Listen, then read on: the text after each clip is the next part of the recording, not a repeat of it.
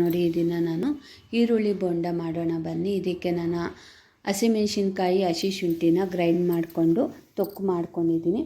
ಮತ್ತು ಒಂದು 4 ಈರುಳ್ಳಿನ ಚೆನ್ನಾಗಿ ವಾಶ್ ಮಾಡಿಕೊಂಡು ಸಣ್ಣದಾಗಿ ಕಟ್ ಮಾಡ್ಕೊಂಡಿದ್ದೀನಿ.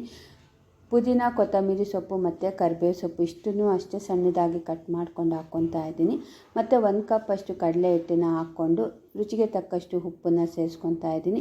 ನೋಡಿ, ಈ 1 ಕಪ್ ಕಡಲೆ ಹಿಟ್ಟಿಗೆ ನಮಗೆ ಎಷ್ಟು ಉಪ್ಪು ಖಾರ ಬೇಕೋ ಅಷ್ಟನ್ನು ಹಾಕ್ಕೊಳ್ಳಿ. ತುಂಬ ಜಾಸ್ತಿ ಹಾಕ್ಕೊಂಡ್ರೂ ಚೆನ್ನಾಗಿರೋದಿಲ್ಲ. ಇದನ್ನು ಸ್ವಲ್ಪನೇ ನೀರು ಹಾಕ್ಕೊಂಡು, ತುಂಬ ತೆಳುವಾದ್ರೂ ಚೆನ್ನಾಗಿರಲ್ಲ, ಗಟ್ಟಿ ಆದರೂ ಚೆನ್ನಾಗಿರಲ್ಲ. ಅಂದರೆ ಕಲಿಸ್ಬೇಕಾದ್ರೆ ಗೊತ್ತಾಗುತ್ತೆ ಯಾವ ರೀತಿ ಕಲಿಸೋದು ಅಂತ ಹೇಳ್ಬಿಟ್ಟು. ಈಗ ಕಾದ ಎಣ್ಣೆಗೆ ಸಣ್ಣ ಸಣ್ಣ ಉಂಡೆಗಳಾಗಿ ಮಾಡ್ಕೊಂಡು ಹಾಕ್ಕೊಳ್ಳಿ. ಇದಕ್ಕೆ ತುಂಬ ಇಂಗ್ರೀಡಿಯೆಂಟ್ಸು ಏನಿಲ್ಲ, ರುಚಿ ಮಾತ್ರ ತುಂಬ ಅದ್ಭುತವಾಗಿರುತ್ತೆ.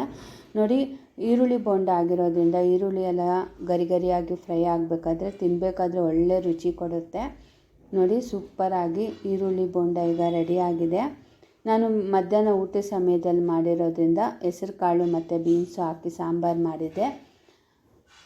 ಬೆಂಡೆಕಾಯಿ ಪಲ್ಯ ಮಾಡಿ, ಚಟ್ನಿ ಪುಡಿ ಮತ್ತು ಈ ಬೋಂಡ ಇಷ್ಟನ್ನು ತಾಯಿ ಅನ್ನಪೂರ್ಣೇಶ್ವರಿನ ಧ್ಯಾನ ಮಾಡ್ತಾ ಈ ವಿಡಿಯೋ ಇಷ್ಟ ಆದರೆ ಲೈಕ್ ಮಾಡಿ.